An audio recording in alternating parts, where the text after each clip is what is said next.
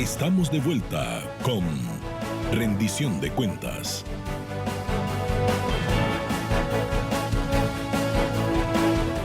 Saludos amigos, tenemos esta semana con nosotros a la ministra de Gobierno, Yanaína Tehuani Bencomo, y con ella vamos a conversar sobre la política del Estado sobre las comarcas indígenas. En los últimos 10 años, entre el 2019 y 2009, hubo un trato bastante discreto de los problemas que se daban en las comarcas. Sin embargo, en los últimos 38 meses, el gobierno panameño jerarquizó el tratamiento de estos problemas desde el punto de vista económico, de salud, social, institucional, etcétera, etcétera. ¿Qué ha pasado ahí? ¿Cómo avanza esto? Es la conversación que vamos a tener hoy con la ministra de Gobierno. Bienvenida, muchas gracias por estar con nosotros. ¿Bajo qué filosofía ha enfocado el gobierno panameño el tratamiento de los problemas en este sector? Bueno, muchísimas gracias. Y definitivamente es importante establecer que desde un principio nuestro presidente, en su plan de acción, estaba muy claro cuando conceptualizaba el crecimiento de nuestro país en esos 5 Panamá. Panamá es uno de los países de la región, si no el segundo, con un crecimiento asimétrico, es decir, mayor crecimiento asimétrico donde existen distintos polos económicos. Uno bien desarrollado y los otros así. En veremos. Y tal vez con una diferencia abismal. Y ese es el tema específico de nuestras comarcas. El mejor ejemplo es que para poder trazar esas políticas públicas, empezando con el Plan Colmena, iniciativa del presidente Cortizo, se identifica que nuestro crecimiento es distinto. Una vez identificado el mismo, la incidencia del gobierno ha sido directa y concreta en las comarcas y pueblos indígenas y territorios indígenas de nuestro país. El presidente hace 2 semanas estuvo participando en su gira número 13, solamente en la comarca Nave Buglé. Imagínense. La gira número 13 en la comarca Nave Buglé, solamente en esa comarca. Así es. Es decir, han habido giras en otras comarcas también. Por supuesto, lo hemos acompañado en la comarca Guna, hemos estado en Emberá y en distintos territorios también, o llevando a cabo programas que inciden directamente en otros territorios. Casi es seguro de que muchas de esas comarcas no fueron visitadas por nadie en el decenio 2009-2019, es lo que pienso. Existen territorios a los que hemos visitado que nos han dicho nunca hemos visto un ministro, ni tan siquiera. Imagínense un presidente. Entonces, desde ese plano partimos, entendiendo que las necesidades de nuestros territorios indígenas son muy distintas a las de otros territorios de nuestro país.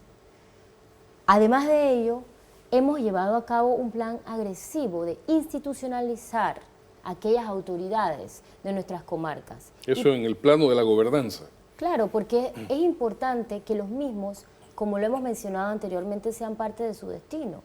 Bueno, pero ya hacía mucho tiempo ahí que no habían elecciones regulares de las autoridades, ¿no?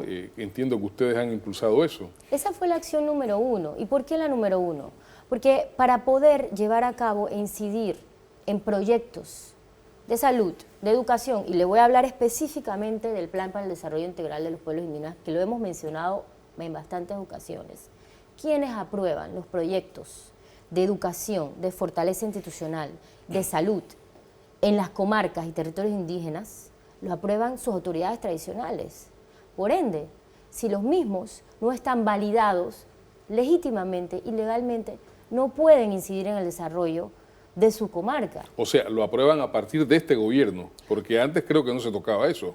Bueno, realmente el proyecto mismo, que es un plan que tenemos, el gobierno nacional, con el Banco Mundial, que es importante señalar, había estado paralizado por varios motivos, y es en este año, con el gobierno del presidente Laurentino Cortizo Cohen, que hemos iniciado con 6 proyectos y 29 millones para este año, y el otro año tenemos 12 más. Esos proyectos pasan por un consenso donde participa cada uno de los caciques y presidentes de congresos de las comarcas y territorios indígenas de nuestro país. No solo la comarca Nave Buglé. Es una consulta democrática. Claro que sí. Y de hecho nuestro país tiene muchísimos avances en materia legal. Lo importante era la implementación misma y el respeto a sus derechos, a su cosmovisión y a su inclusión en el desarrollo económico de nuestro país. Eso me parece muy interesante porque en muchos lugares, algunos lugares de la región, algunos grupos indígenas se quejan, sí, de que tratan de implementar programas, pero imponiéndole medidas que a veces riñen con sus propias tradiciones. Definitivamente. Y Acá ha sido a la inversa, se ha consultado con ellos. Se ha hecho por muchos años y es entendible.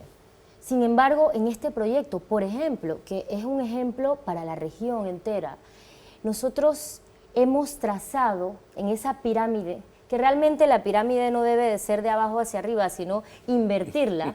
Hemos trazado en esa pirámide que las necesidades de ellos corresponden a su sabiduría local, de lo que ellos tienen como necesidades básicas, y no que un gobierno central decida bajo su propia visión cuál es el desarrollo de los mismos. Yo creo que aquí nos hemos encontrado ambas partes y hemos sabido de una manera pacífica y de respeto llevarlas a cabo y ejecutarlas.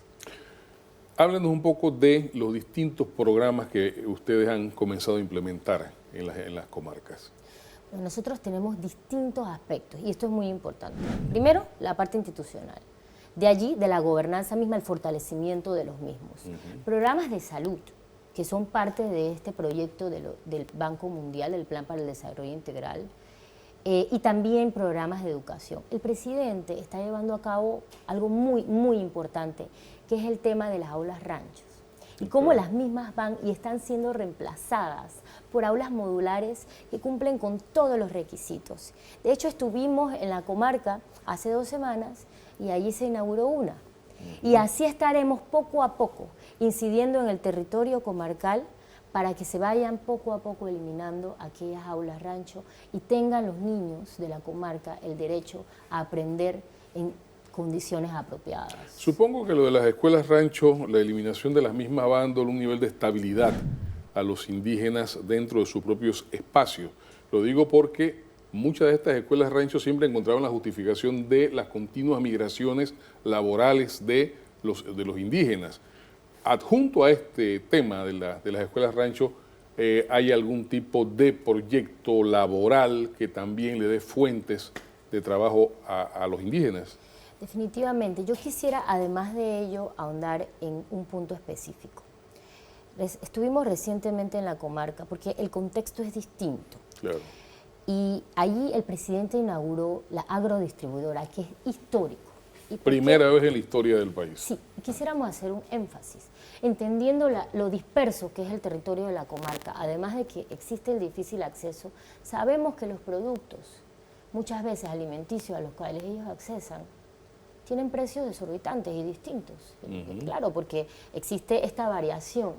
Sin embargo, nosotros entendíamos que era importante incidir y se hizo un planeamiento conjunto, porque realmente fue el IMA, pero estamos todas las instituciones volcadas e incorporadas con el trabajo en equipo, con el presidente y el vicepresidente liderando esta incidencia para que esta agrodistribuidora pueda, que es la primera de 9 que vamos a estar construyendo, pueda de allí traspasar o proveer aquellas tiendas pequeñas que están dispersas en su territorio y que los mismos puedan acceder a una alimentación justa. Supongo que también de precios mucho más baratos. Por supuesto, existe un ahorro grandísimo y ha sido un apreciado. De hecho, hemos llevado ferias del IMA también en todo el territorio comarcal, donde las personas están, realmente nos ha servido muchísimo, porque hemos visto el consumo y cómo la población misma se vuelca hacia lo mismo. Además de ello, tenemos una vez a la semana, nosotros, el Gobierno Nacional, ferias de salud, las cuales nos han arrojado muchísima información, de muchos años. Tenemos una incidencia directa, tenemos una participación increíble. Ellos van, están en todas las ferias, son vistos por, le ven la vista, los optómetras, también tenemos medicina general a las mujeres, temas ginecológicos, y así sucesivamente todas las semanas. Más 2 ferias de agricultura, o sea, agrícolas, a la semana. Entonces la incidencia está volcada y definitivamente que el trato tiene mucho que ver con ese conocimiento de que el crecimiento y desarrollo de las comarcas indígenas es asimétrico y distinto al del territorio nacional. Ministra, en el quinquenio pasado se dieron muchos problemas con los indígenas y algunos proyectos que querían desarrollarse dentro de las comarcas, Barro Blanco, por ejemplo, y eso inclusive trajo choques con las autoridades en ese instante.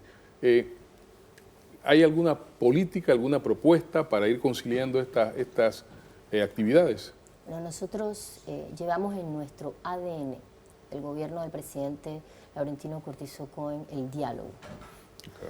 Y nos hemos caracterizado por ello. Y yo creo que el mejor ejemplo, la historia nunca dejará mentir a nadie, es que todas nuestras dificultades o tal vez conflictos o diferencias en la comarca han sido tratados de esa manera. Nosotros no nos caracterizamos por reprimir a nadie. Por sacarle ojos a nadie, ¿no? Tampoco. Hemos sido muy respetuosos de ellos, de su cultura, y ellos lo entienden así.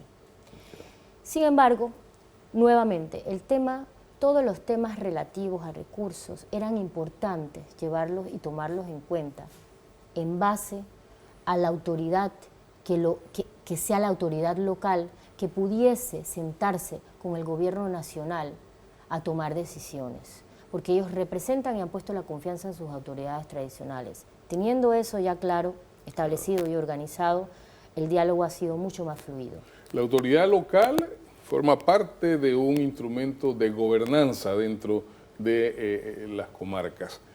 ¿Cómo se ha desarrollado esto en el marco de las elecciones de sus autoridades y la conciliación de los elementos tradicionales? Vamos a hablar de eso cuando estemos de vuelta en esta interesante conversación con la ministra Yanaina Tehuani Bencomo. Ya volvemos.